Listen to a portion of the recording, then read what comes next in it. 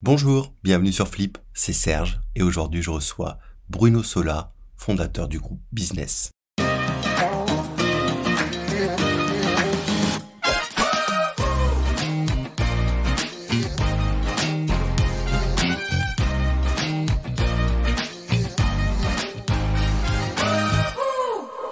Bonjour Bruno.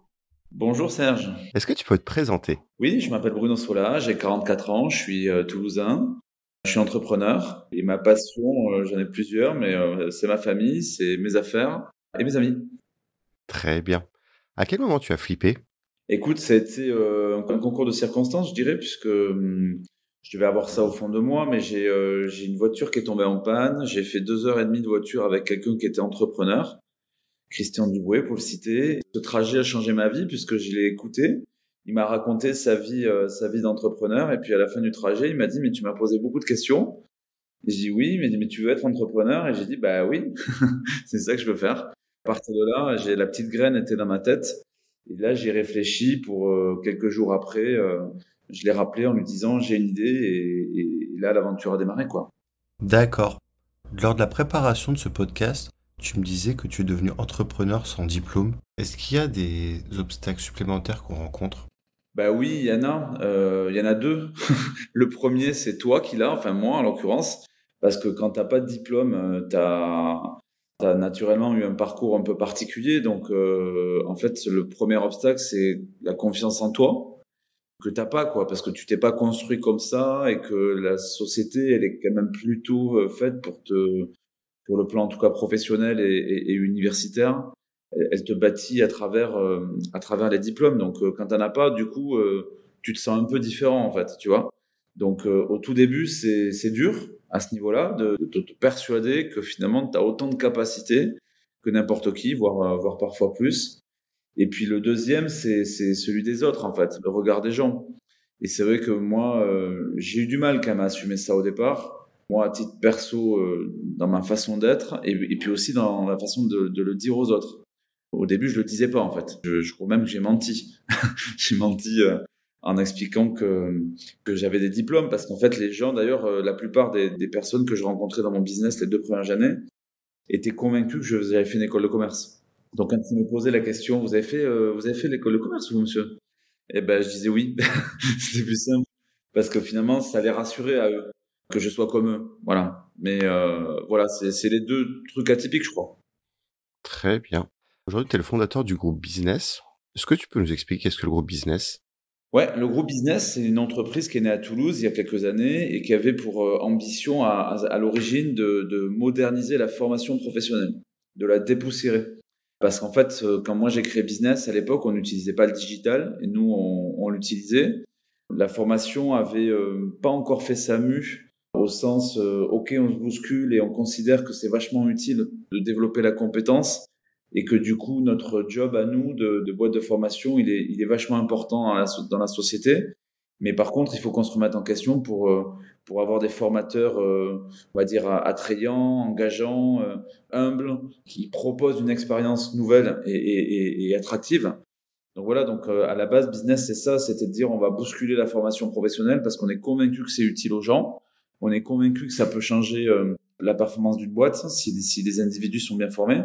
Donc il faut qu'on le fasse mieux et bien et que tout le monde soit content à l'arrivée. Donc c'était ça le projet à la base, c'était moderniser la formation, quoi. Et aujourd'hui? Ben écoute, aujourd'hui, on l'a fait.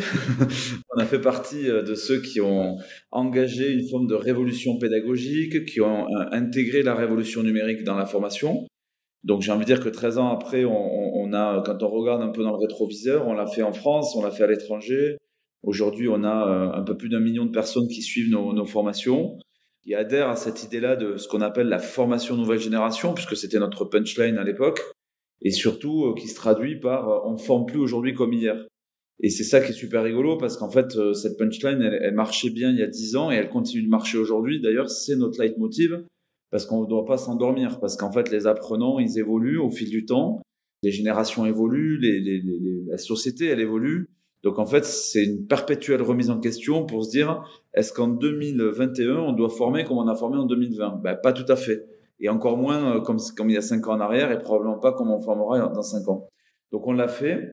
et on continue de le faire sur la formation. Maintenant, on accélère sur l'éducation parce qu'en fait, de la formation professionnelle à la formation initiale, donc à l'éducation, il n'y a qu'un pas et on est super content de voir que malgré toute la complexité qu'on a vécue avec le Covid, ça nous a permis finalement d'accélérer la prise de conscience des individus, notamment dans l'éducation, sur la place du numérique dans l'éducation et sur la nécessaire évolution pédagogique dans l'éducation comme on l'a fait dans la formation. Donc une remise en question notamment des professionnels de la compétence dans l'éducation. Donc en gros, on le fait sur la formation, on le fait sur l'éducation et puis on le fait aussi pour l'emploi parce qu'en fait la formation et la compétence c'est utile pour l'emploi. Et donc aujourd'hui, on crée des solutions numériques, pédagogiques qui sont utiles aux acteurs de l'emploi et notamment auprès de notre actionnaire avec qui on travaille beaucoup. Justement, t'en parlais il y a quelques instants, les formations de nouvelle génération, ça se définit comment ou comment ça se traduit? Bon, il y a beaucoup de choses à dire sur la formation nouvelle génération, mais bon, je vais te sortir trois grandes dimensions. La première, c'est l'expérience apprenant. C'est-à-dire quand on dit on se forme plus aujourd'hui comme hier, c'est qu'on a vu depuis 20 ans, les apprenants ont beaucoup changé. D'abord, la frontière entre la formation et l'information est très fine. Aujourd'hui, le numérique a accéléré l'accessibilité à l'information.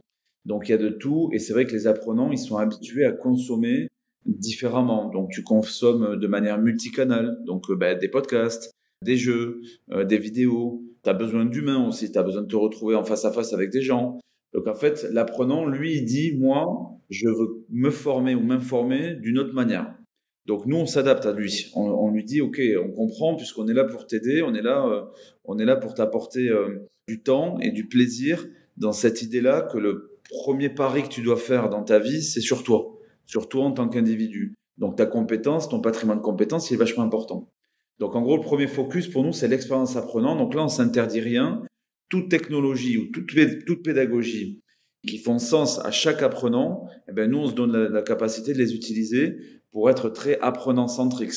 Un exemple très opérationnel aussi, ce qu'on appelle l'adaptative learning dans le jargon anglo-saxon, c'est de s'adapter à l'apprenant. Donc ça, c'est une première évolution.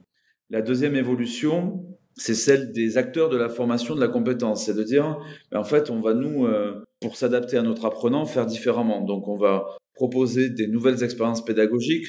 Donc on dit à nos formateurs, avant, un formateur, c'était uniquement un sachant. On avait d'ailleurs une blague qui était super rigolote, en tout cas elle nous faisait rire à nous, qui était quelle est la différence entre Dieu et un formateur? La réponse c'est que Dieu se prend pas pour un formateur. Donc on avait trop de formateurs qui se prenaient pour Dieu. Alors je dis ça avec beaucoup d'affection évidemment, mais blague à part, tous les formateurs qui nous ont rejoints nous ont dit oui, vous avez raison, il faut qu'on se remette en question.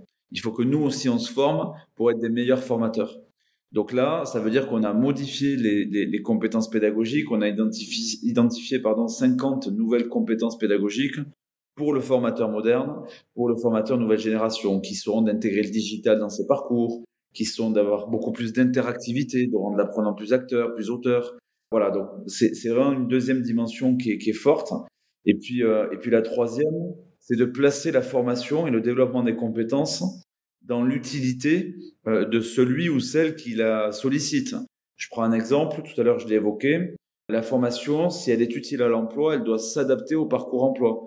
Si la formation, elle est utile à la performance d'une entreprise, ça doit aussi s'intégrer pleinement dans la performance. Nous, on s'appelle business pour ça à l'origine.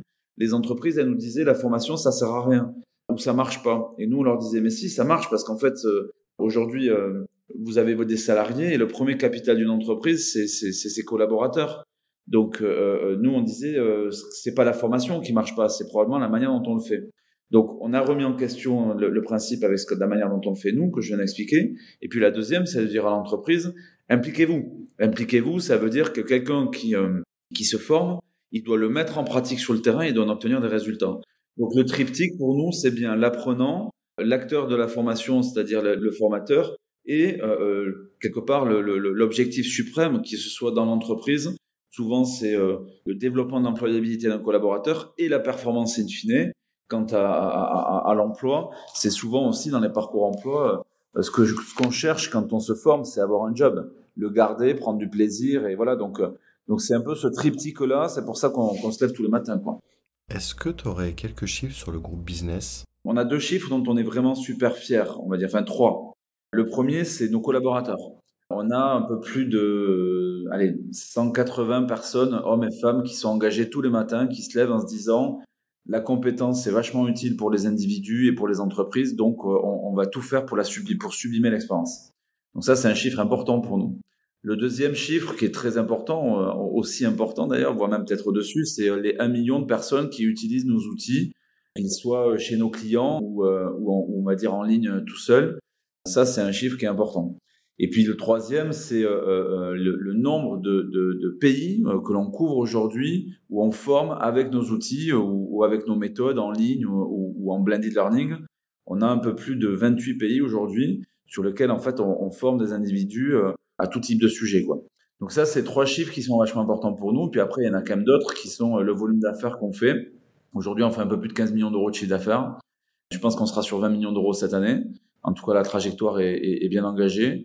Ensuite, on a l'ancienneté qui est la nôtre aussi, puisque business existe, tu me l'as demandé quand est-ce que j'ai flippé, mais existe depuis 2007, mais on a vraiment pris un virage très numérique et très international en 2013, c'était à peu près. Donc voilà, et puis il y a un dernier chiffre qui est important, c'est c'est la bougie qu'on vient de souffler là pour Actual, parce qu'en fait on a ouvert notre capital à Actual Leader Group, et donc c'était il y a 1 an, voilà. Donc on a 1 an aujourd'hui. Félicitations. Merci. C'est bien que tu en parles justement d'Actuel Leader. Vous avez ouvert votre capital à ce groupe-là. Qu'est-ce que ça vous apporte ou qu'est-ce que ça va vous apporter sur du long terme? Disons, d'abord, la première chose, c'est pourquoi on l'a fait. On l'a fait parce que, je l'ai dit au début, je suis autodidacte, je suis parti seul avec mon ordi. Aujourd'hui, on est quasiment 200 et puis le projet, il a grandi à droite, à gauche, etc. Et on s'est dit, on était convaincus que ce qu'on faisait, c'était chouette et on s'est dit qu'on avait envie de le faire à plus grande échelle. Donc, quand tu te dis ça, tu te dis, bon, mais comment on fait? Donc, soit tu lèves des sous, soit tu t'associes avec un acteur industriel. Bon, on a fait ce choix-là pour 3 raisons. La première, elle est humaine. Donc, moi, j'ai vraiment eu un coup de cœur, notamment pour Samuel Tual à l'origine, puisque Samuel est un acteur qui est très engagé. Quelque part, on se ressemble, même si on boxe pas dans la même catégorie, on va dire, parce que Actual, c'est beaucoup plus reconnu. Mais pour autant, on se ressemble sur cette conviction-là qu'on a un projet professionnel qui est utile et qui fait sens. Donc c'est vrai que le coup de cœur humain avec Samuel, c'est que lui, il est très engagé sur l'emploi et son job, en tout cas celui de son groupe, c'est de trouver un emploi aux hommes et aux femmes qui en cherchent un. Donc nous, on s'est dit, ça c'est un beau métier. Ensuite, on s'est dit qu'on pouvait être utile à ce métier. Et donc ça, c'était la deuxième raison. On s'est dit, en fait, nous, on a envie de grandir, on a envie de faire les choses à l'échelle. Et donc, un acteur dont la finalité, c'est de trouver un travail aux gens, en fait, on peut lui être utile à 2 titres. 1, par la compétence, donc la formation, et 2, par le numérique, parce que nous, on a une expertise numérique qui est forte chez nous dans le groupe, avec une Digital Factory notamment, qui s'appelle Jump, et qui peut être utile à Actual pour faire son job de manière encore plus grande et encore plus performante, on va dire. Et le troisième point, c'est le nombre de clients. Quand moi j'ai rencontré Actual, on avait 100 clients. Aujourd'hui, en 1 an, on a gagné quasiment 80 clients sans Actual. Donc, on a quasiment doublé notre volume de clients en l'espace d'1 an parce qu'on a commencé à staffer sur la direction développement, etc. Et Actuel, par contre, il y a plus de 20 000 clients. Donc, ça nous donne, si tu veux, un terrain de jeu qui va être bien plus grand dans les prochaines années puisqu'on est en train de bâtir nos plans stratégiques respectifs, là.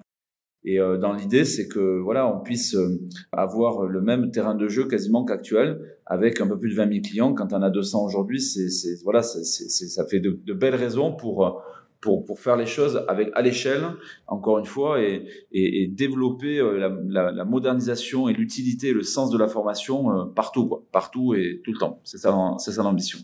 Très bien. Tu l'as dit tout à l'heure, on peut plus former aujourd'hui comme hier. Qu'est-ce qui fait que ça a changé justement et que les personnes n'acceptent plus la même formation d'il y a 10-15 ans aujourd'hui et qu'ils veulent une autre forme de formation? Il y a pas mal de raisons. Alors, je vais essayer d'en donner 2 ou 3, mais la première, quand même, on peut pas passer à côté, c'est le numérique. Le numérique a été une vraie révolution. C'est-à-dire, moi, je sais quand j'ai créé Business en 2007, c'est l'année où l'iPhone est sorti. Et de ce jour-là, quand Steve Jobs a dit qu'on pouvait tout mettre dans un téléphone portable dans sa poche, quand même, globalement, les gens ont suivi, quoi. Donc, ils ont suivi, ils ont commencé à consommer la télé différemment, ils ont consommé la radio différemment, et puis la presse aussi. Donc voilà, donc tous ces médias qui t'informent ont commencé à arriver sur le mobile, quoi. L'internet a aussi démocratisé les choses, et donc de fait, les individus, les entreprises ont commencé à se dire Ça change, quoi. Ça change. Ils l'ont intégré. Ils ont mis plus d'ordinateurs, plus de téléphones portables auprès de leurs collaborateurs. Et donc, partant de là, nous, on s'est dit, on peut pas passer à côté. Après, on trouvait que le numérique, ça avait beaucoup de vertus pour la formation, parce que déjà, ça pouvait rendre l'apprenant acteur de sa formation. Parce que par définition, tu lui donnes la main, et puis l'interactivité que tu crées, notamment par le clic, elle est vachement sympa, parce que l'apprenant, il se dit, là, je suis pas spectateur, en fait, c'est moi qui suis dans le jeu. La révolution numérique, ça a été un premier volet qui est majeur et qui n'a pas pris une ampleur massif sur le secteur au début. Certains l'ont pris, nous, d'autres qui sont notamment des pure players du numérique que moi j'ai vu grandir avec nous ces 7-8 dernières années. Et puis le Covid a accéléré les choses pour on va dire, démocratiser le numérique partout. Ensuite, la deuxième révolution, elle est pédagogique. Elle est pédagogique parce qu'en fait, d'abord, la révolution numérique, elle a eu un impact sur les entreprises.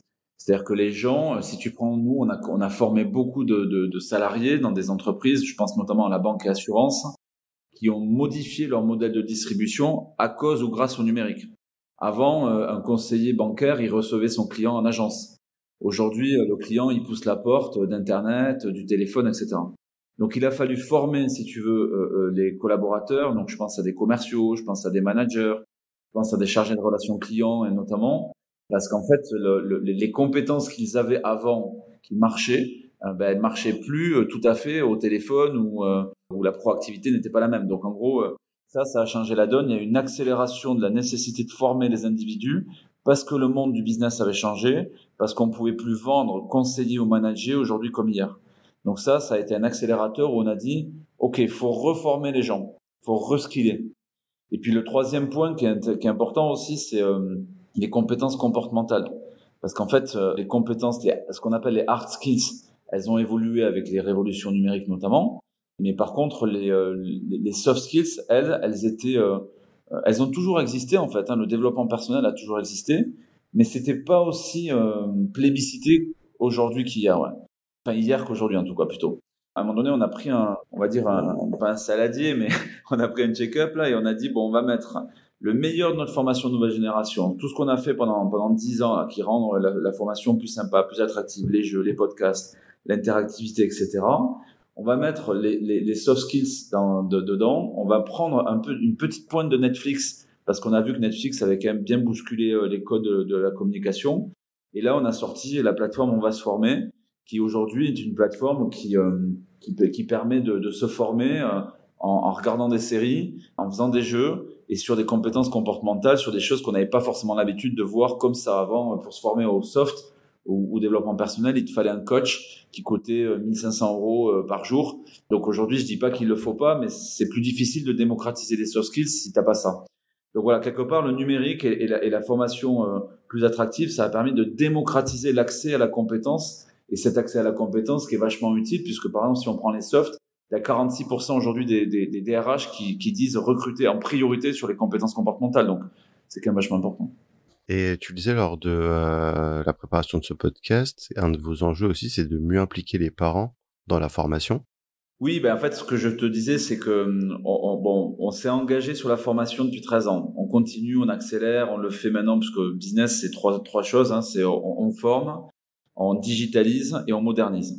On forme, donc comme je l'ai dit, on digitalise parce qu'il y a plein de boîtes de formation qui sont venues nous voir en nous disant on voudrait faire comme vous. Donc on leur a créé un outil qui s'appelle Stories et qui leur permet, on va dire, de créer et de diffuser leur contenu de formation nouvelle génération avec tout notre arsenal quelque part.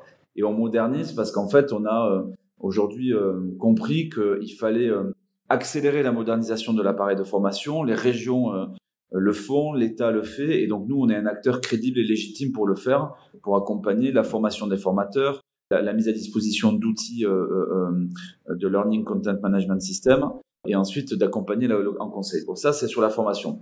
Maintenant, on se dit, on continue de le faire sur la formation professionnelle, mais l'éducation, c'est juste à côté. Et là, ce qu'on a vu pendant le Covid, notamment, ça a été les fractures numériques et pédagogiques, elles étaient connues, mais elles n'étaient pas vues de manière aussi précise. Et on a vu à la fois des établissements réagir de manière remarquable, et puis d'autres qui ont été beaucoup plus en difficulté. Donc nous, on a décidé aujourd'hui, et on va pas le faire seul, puisque les acteurs de l'exécutif vont engager, l'État va engager des choses, Canopé va engager des choses. Et donc, on a décidé de mettre toute notre expérience depuis 13 ans dans la formation des adultes au profit des acteurs de la compétence, donc des professeurs, concrètement, des écoles et des élèves. Et donc, c'est vrai qu'on est convaincu aujourd'hui qu'il faut moderniser l'appareil d'éducation. Et pour le moderniser, c'est créer une forme de réconciliation entre, selon moi en tout cas, des enfants qui doivent prendre de même plus de plaisir à aller à l'école. Et pour ça, il y a plein de choses à faire, que ce soit redonner du sens à l'école, mais aussi redonner du plaisir dans les matières qui sont enseignées. Un point suprême pour moi, c'est les professeurs, donc ce fameux plus beau métier du monde qu'on a envie qu'il reste aujourd'hui. Et il faut qu'on donne plus de moyens au corps professoral pour qu'ils aient des nouvelles méthodes pédagogiques et des nouveaux outils numériques et pédagogiques pour permettre finalement de délivrer une expérience encore plus sublimés quelque part parce qu'ils sont clés. C'est eux qui vont donner le là et c'est eux qui vont donner envie. Puis après, il y a les parents. Pour avoir discuté, bon, moi je suis papa de 3 enfants, donc je suis aussi parent. Mais quand tu discutes autour de toi, on est finalement tous d'accord pour dire waouh, faut changer les choses parce que le monde a bougé, il faut que l'école s'adapte en fait. Parce qu'on a peur d'un truc, c'est que nos enfants dans 10 ans, 12 ans, 15 ans, ils soient face à un chômage massif parce qu'on les forme à des choses aujourd'hui qui seront pas utiles demain, quoi. Donc en fait, on a besoin de faire cette réconciliation et les parents, on a besoin de les aider face à la révolution numérique. Ils sont un peu perdus. Ils l'utilisent eux, ils voient leurs enfants qui sont hyper aliénés là-dessus. Donc il faut qu'on les aide à être, on va dire, plus matures sur le numérique. Et puis après, il faut qu'on les aide à jouer un rôle dans l'éducation de leurs enfants et avec l'école et avec les enseignants de manière finalement plus cohérente. C'est-à-dire quelle est la place d'un parent dans le suivi de l'éducation de ses enfants à la maison, sur les devoirs, etc. Enfin, il y a plein de choses à faire. Aujourd'hui, c'est difficile d'en parler, mais sache que je suis en train de faire une enquête Ipsos là, où on va interroger les Français face à l'éducation. Donc, on va interroger des parents, des enfants, des profs, etc. Et surtout, on remettra à la rentrée, là, je retournerai à Matignon et à l'Élysée pour proposer des idées, modestement, mais proposer des idées pour continuer de bousculer, d'accélérer la modernisation de l'appareil d'éducation. Donc, en fait, on a envie de faire dans l'éduc ce qu'on a fait dans la formation, et en tout cas de faire partie de ceux qui vont être utiles à ce projet-là, quoi. C'est quoi les compétences qu'on devrait enseigner en urgence pour le monde de demain? C'est une question qui est elle est vachement importante, ta question, et du coup, c'est pas facile d'y répondre. Mais c'est déjà super bien de se poser la question. Tu vois, pour moi, dans ta question, il y a la bonne question. C'est-à-dire déjà de se dire, est-ce qu'on doit enseigner aujourd'hui les mêmes matières pour créer le monde de demain avec nos enfants? Moi, j'ai plutôt la conviction aujourd'hui qu'il faut avoir une réflexion là-dessus. J'ai pas de dogme, mais je dis, est-ce que les matières premières d'hier sont celles d'aujourd'hui? Est-ce que les matières secondaires d'hier sont celles d'aujourd'hui? Et est-ce qu'il y a des matières qui n'existent pas aujourd'hui dans l'enseignement qui pourraient être matières premières ou matières secondaires? Sans te parler du fait que, quand je dis aujourd'hui, c'est aussi se poser la question pour demain. Donc, quand tu poses la question, en tout cas de mon point de vue, j'ai l'intime conviction qu'il faut se poser la question et que de fait, dans la question, il y a la réponse qui est de dire, non, on a des matières premières d'aujourd'hui qui pourraient être des matières secondaires. On a peut-être des matières secondaires qui seraient des matières premières, etc. Donc ça, c'est de manière très macro. Ensuite, moi, je dis aujourd'hui que y a des matières, en effet, qui pourraient intégrer, en tout cas, une plus grande importance à l'école. Bon, je vais dire des choses assez simples, mais tu vois, quand tu prends l'écologie, par exemple, moi, j'ai 44 ans, je suis d'une génération où il y a 20 ans en arrière, ça choquait personne de jeter un truc dans la rue, y compris nous. Et puis aujourd'hui, déjà, si tu le jettes, tu regardes autour de toi et tu te dis que tu fais quelque chose de très mal. Et puis quand tu rentres chez toi, tu dis vraiment que tu as fait un truc de très mal. Bon, mais ça a pris un peu de temps. Aujourd'hui, je pense que nos enfants, ils sont un peu mieux dans leur basket là-dessus. Mais si on pense que c'est eux qui vont demain vraiment arriver à inverser la tendance, cette tendance qui fait peur, quoi, on a l'impression que c'est irréversible, tu te dis que c'est une matière première. Ensuite, quand on dit par exemple les compétences comportementales, je le disais tout à l'heure, la confiance en soi, la résolution de problèmes, l'intelligence émotionnelle, tous ces sujets-là qui sont vachement importants dans le monde du travail, moi je pense qu'il faut les créer et les constituer les premières années de sa vie. Un enfant qui a confiance en lui, moi je l'ai vécu à l'inverse, parce que j'avais pas du tout confiance en moi. Je faisais partie des gamins qui se planquaient à la récré quand on était appelé à la vie scolaire. Et en fait, l'école, ça me faisait peur, quoi. Ça me faisait flipper, comme tu dis, tu vois, parfois. Voilà. Donc je pense, par exemple, les compétences comportementales, elles ont vraiment toute leur place. Je pense que le numérique aujourd'hui, on est super mal à l'aise. Finalement, on a des enfants qui sont des digital natives. Ils sont nés avec ça. Ils sont à la fois super à l'aise et super omnicanal, on va dire, en utilisant le numérique. Et à la fois, on a vachement peur parce qu'on se dit, mais ils passent leur vie là-dedans, ils sont coupés du monde, ils sont pas capables de rencontrer un petit copain ou une petite copine autrement que sur des applications mobiles. Bref, tout ça, c'est de se dire, ouais, le numérique aujourd'hui, il faut le mettre, pour moi, au cœur de l'éducation, mais il faut redonner du sens à tout ça. Donc comme ça, si je fais un peu un teasing, notamment de mon livre blanc qui sortira en septembre même, c'est un sujet que moi je vais aborder. C'est un sujet que j'aborde en se disant, ok, c'est quoi les nouvelles matières qu'on peut mettre. Tu vois, si je prends l'anglais par exemple, on est tous très déçus que la France soit un des pays les plus en retard sur l'apprentissage des langues. Je l'ai vécu parce que j'ai fait du learning by doing, j'ai appris l'anglais sur le terrain comme un autodidacte. Et puis, du coup, je me suis dit, tes enfants, tu vas leur apprendre l'anglais tout de suite, quoi, à 2 ans, 3 ans. Mais aujourd'hui, mon fils, il a 12 ans, il est bilingue, tu vois. Donc, en fait, je me dis que ça, c'est des sujets où, voilà, je suis pas certain. Les maths, je pense que c'est vachement important, mais j'ai bien peur que les algorithmes soient meilleurs que nous. En revanche, penser, écrire, lire, c'est des choses qui sont vachement utiles, en fait, tu vois. Donc, voilà, moi, je suis quand même pour un Big Bang de l'éducation. Un Big Bang positif, assumé, responsable, sans flip, mais je pense qu'il faut le faire aujourd'hui. Donc, il faut se mettre autour de la table. Et je suis pas le seul à le penser, puisque des grands acteurs aujourd'hui, on va dire, sont dans ces sujets-là. Et on espère que le président de la République, celui d'aujourd'hui ou de demain, fera de l'éducation son thème numéro 1 pour la prochaine campagne présidentielle. En tout cas, moi, c'est ce que je dis. S'il y avait deux combats majeurs, c'est l'éducation et l'écologie. Et l'emploi, évidemment, puisque les trois sont liés pour demain, à mon avis. Une phrase que je vais ressortir de ce que tu viens de dire, que les jeunes d'aujourd'hui sont des digital natives. Et pourtant, on s'est rendu compte quand même pendant cette crise du Covid que certains n'étaient pas du tout à l'aise avec une souris, un ordinateur, alors que quand tu leur passes une tablette ou un smartphone, c'est limite, ils savent pas lire, écrire ni parler, mais par contre, t'inquiète pas, ils savent utiliser un téléphone. Est-ce que tu penses que cette crise du Covid, elle a accentué, voire creusé encore plus la fracture numérique? Le constat que tu fais, il est juste, mais il n'est pas que d'aujourd'hui. Moi, je sais, tu vois, il y a quelques années, peut-être 6 ans, 7 ans, dans une banque, on avait fait une étude auprès de 1000 collaborateurs, de tout âge confondu, et on avait 17% des gens qui maîtrisaient le scroll de la souris. C'était pas beaucoup sur un outil, finalement, où tu te dis que c'est quotidien, quoi. Bon, donc je sais pas de quand ça date, mais ce qui est sûr, c'est qu'il y a toujours une différence. Elle est pas facilement explicable entre l'utilisation du numérique dans un environnement professionnel de l'utilisation numérique à titre personnel. Donc c'est aussi pour ça que je pense qu'il faut mettre du numérique, on va dire, au cœur du pro dès le plus jeune âge, et donc typiquement à l'école où on n'utilise pas assez le numérique à titre éducatif. Typiquement, on a distribué des tablettes dans nos écoles, mais on a encore nos enfants qui ont des cartables qui pèsent 12 à 20 kilos et des tablettes qui sont enfermées dans les placards. Bon, donc ça, il faut qu'on arrive à résoudre ça. Ensuite, le Covid, c'est vrai que ça a eu un formidable effet, puisque de fait, du jour au lendemain, on s'est retrouvé à utiliser le numérique pour tout, pour passer ses commandes de fruits et légumes, pour commander à manger, pour recevoir un cours, pour communiquer avec les grands-parents, etc., etc. Donc en fait, selon des études, notamment je crois que c'est McKinsey qui a sorti une étude récemment là, qui met en lumière ce qu'on appelle les digital convertis, c'est-à-dire des hommes et des femmes sur la planète qui n'utilisaient pas le numérique dans leur quotidien et qui, depuis le Covid, l'utilisent. On est sur des chiffres qui sont très difficiles à mesurer, mais selon l'étude McKinsey, c'est entre 30 et 60% des habitants de la planète qui n'utilisaient pas le numérique avant et qui l'utilisent depuis le Covid, dans leur quotidien en fait. Moi aujourd'hui, oui, je pense on n'est pas encore sorti totalement du Covid, mais je pense que ça serait nécessaire d'avoir une prise de recul, de voir quels sont les bénéfices de cette accélération de la consommation numérique à travers la pandémie et quels en sont les risques aussi.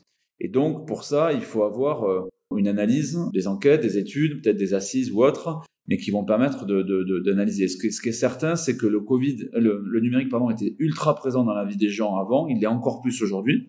Et pour autant, on est tous assez inquiets. Moi, j'ai lu un bouquin, je crois que je te l'avais dit, qui s'appelle La civilisation du poisson rouge. Puis derrière votre écran de fumée, qui est sur Netflix, un reportage qui met en lumière la fracture numérique avec les risques d'ultra-consommation, d'être aliéné par le numérique. Je parle même pas de cybersécurité ou de cybercriminalité, puisque là, pour le coup, on est encore des bébés, quoi. Les gens sont pas du tout conscients. On a des gens aujourd'hui, la plupart des individus en France ont refusé l'application Covid qui était censée sauver la vie, et pour autant délivrent toutes leurs informations à toutes les GAFA, Instagram, à Google, etc., à FaceApp, puisque à partir du moment où tu as un iPhone et que tu as une reconnaissance faciale, de fait, ton visage numérique t'appartient plus, etc., etc. Donc, mon message, ça serait de dire, il faut développer la maturité numérique des individus pour que l'homme reprenne le dessus sur la machine. Et pour reprendre le dessus sur la machine, ça veut dire que aujourd'hui, on n'est pas tous conscients, et c'est là où d'ailleurs la civilisation du poisson rouge nous le met en lumière, et le reportage que j'ai évoqué, on n'est pas tous conscients des effets neurologiques que peut avoir le numérique si tu n'en es pas conscient. C'est-à-dire typiquement, recevoir une push notification, si toi et moi, quand on est en train de discuter, il y a un bip bip sur mon portable, de fait, il y a mes neurones là qui vont s'activer, qui vont se dire, j'écoute plus Serge, j'ai absolument besoin d'aller voir mon portable. Et quand tu sais comment ça marche sur ton cerveau, déjà c'est mieux. Tu te dis, ok, je sais que c'est ça, je sais que là j'ai un petit bonhomme qui est en train d'essayer de me dire, va dans ton portable, ben non, je vais lutter contre ça. Donc la maturité numérique, c'est upgrader la connaissance du numérique de la majeure partie des individus, des plus jeunes aux moins jeunes, quand on parle du cyberharcèlement par exemple, etc. Donc pour moi, le vrai enjeu, c'est la maturité numérique. Aujourd'hui, on manque de maturité. On est trop poisson rouge, il faut beaucoup plus de monde au-dessus du bocal pour être capable d'être très confort, très à l'aise avec le numérique. On ne pourra pas faire machine arrière, on ne pourra pas vivre sans numérique, mais il faut reprendre toute la place, et une place humaine avec un grand H. Et donc pour ça, on y revient. Quand je dis learning is a gift, la compétence est un privilège, la connaissance est un privilège, donc il faut maintenant aider les individus à être plus forts sur la connaissance des enjeux du numérique. Parce que moi, je fais partie de ceux qui en ont bénéficié quand même. Hein. Si tu regardes les startups et les scale-up et toute la nouvelle économie, le Covid était un accélérateur de business pour nous, il faut le dire. On doit rendre aux individus ce que le numérique nous a donné. Ça nous a permis de développer nos business. Mais aujourd'hui, moi, je dis stop, assez, il faut vraiment éduquer et rendre les individus plus forts dans la connaissance et dans la compétence numérique, à tout âge. Moi, je dis aujourd'hui que le savoir, c'est le pouvoir. Quand tu sais comment marche le numérique, de fait, tu es vachement plus à l'aise avec ça. Le nombre de parents que je croise aujourd'hui qui ne savent pas rentrer dans un téléphone portable pour rendre les profils des réseaux sociaux de leurs enfants privés, d'être vigilants sur l'identité numérique. Moi, je suis par exemple pour la fin de l'anonymat numérique. Parce qu'évidemment, c'est hyper facile de t'appeler Bruno33 et de pouvoir faire ce que tu veux sur les réseaux, tu vois. Mais ça, je pense que cette fracture numérique que tu évoques, elle est plus dans les outils, elle est plus dans l'accès aujourd'hui, elle est dans la connaissance et dans la conscience des individus des enjeux positifs et négatifs du numérique. Je donne un dernier exemple là-dessus. Bon, moi, j'ai été frappé par le manque de maturité numérique des États. D'ailleurs, si tu regardes, ils sont aussi fragiles que les individus. Ça, c'est un sujet qui est pas neutre. Et c'est pour ça, par exemple, que moi, je me suis lancé dans la création d'écoles avec Samuel Tuel et Actuel. On lance Alberton School, qui est une école américaine. Je fais un peu la pub là, mais c'est pas qu'une école. C'est pas qu'une école numérique. Elle forme des développeurs. Elle leur garantit un emploi parce qu'on fait ça avec Actuel. Mais en plus de ça, elle est signataire de la charte Alberton-Turing. Et la charte Alberton-Turing, c'est qu'en gros, on va former nos codeurs développeurs qui ont un gros pouvoir, parce que quand tu sais créer du numérique, tu as du pouvoir. Mais on va les former pour qu'ils utilisent ce pouvoir à des fins positives. L'idée de la charte Alberton-Turing, c'est de s'engager sur un numérique beaucoup plus écologique et surtout un numérique beaucoup plus responsable. C'est-à-dire quand tu es développeur, que tu sortes chez Alberton, tu utilises ta création de code pour créer un monde meilleur et pas un monde plus négatif. Typiquement, tu ne seras pas cybercriminel, par exemple. C'est ça que j'appelle la maturité numérique. On vient de vivre 20 ans de révolution numérique. Maintenant, il faut dire un stop. On se pose, c'est bon, on a tous un téléphone portable, on utilise tous le numérique, il faut tous qu'on en connaisse vraiment les tenants et aboutissants pour être plus fort. C'est le prochain défi, tu penses, de la formation et de la modération pour demain? Ouais, le prochain défi, c'est une révolution culturelle face au numérique. C'est reprendre un pouvoir culturel et faire du numérique simplement un moyen d'accès à l'intelligence des hommes et pas un moyen de zombie comme on est aujourd'hui, où on est très poisson rouge. Il n'y a qu'à regarder dans la rue aujourd'hui le nombre de gens la tête dans leur portable. Je crois qu'il y a même des morts des fois. Donc il faut juste lever la tête et dire le numérique, c'est un outil qui me permet de communiquer, mais basta quoi, pas plus. Merci beaucoup. Dis-moi Bruno, avant de se quitter, ton prochain grand flip, c'est pour quand? Déjà, j'en ai fait un il y a pas longtemps, j'ai sauté en parachute. Ça, c'était un vrai flip, tu vois. Et je voulais pas le faire parce que c'était mes équipes, on avait organisé ça pour toute la team chez moi. Je m'étais fait une fracture une rupture des ligaments croisés. J'étais super content, je me suis dit, t'as une excuse. Mais bon, au final, le médecin m'a dit, Bruno, tu sautes. Donc, j'ai sauté. Ça, c'était un grand flip. Le deuxième, c'est que ces derniers temps, grâce à mon rapprochement avec Actual, ça m'a permis aussi de prendre un peu plus de hauteur, on va dire, sur les affaires. Donc, j'ai beaucoup de gens qui m'aident à développer la boîte aujourd'hui. Et donc, du coup, ça me permet aussi de flipper avec d'autres. Donc, typiquement, j'ai investi dans 2-3 entreprises. Donc là, je pense à Iconoclast, d'ailleurs, que je salue. Je pense à Beeping, que je salue. Puis surtout, ça m'a permis de me lancer dans d'autres aventures. Donc, Holberton, j'y crois à fond. C'est un projet qui est génial. Et je pense qu'avec Samuel, on peut en faire un truc super. Et après, dans les prochains grands flips, moi, je suis entrepreneur. Donc, j'ai un peu envie de me poser là pendant un an là, parce qu'on a quand même beaucoup de sujets, beaucoup de projets dans la boîte. Mais tu vois, je me suis pas posé longtemps parce que j'ai décidé d'aider un club de sport là à se développer, donc qui s'appelle les Spacers. Donc je suis devenu président des Spacers il y a quelques jours là. C'est un super projet qui est très cohérent parce qu'en fait le volley c'est un sport universel, c'est le premier sport universitaire au monde en France. Et moi je suis dans la ville universitaire par excellence à Toulouse. Et donc voilà, donc on a envie de tout ce qu'on va faire sur l'éducation nouvelle génération, on a envie de le partager de manière sportive et dynamique. Donc le volley c'est chouette et voilà, donc c'est sans doute en tout cas pour les prochains mois, c'est celui-là mon prochain flip en plus de tous les autres. Et vu que je suis un passionné, voilà, je m'interdis aucun flip quoi. Voilà. Merci beaucoup Bruno d'avoir participé à Flip.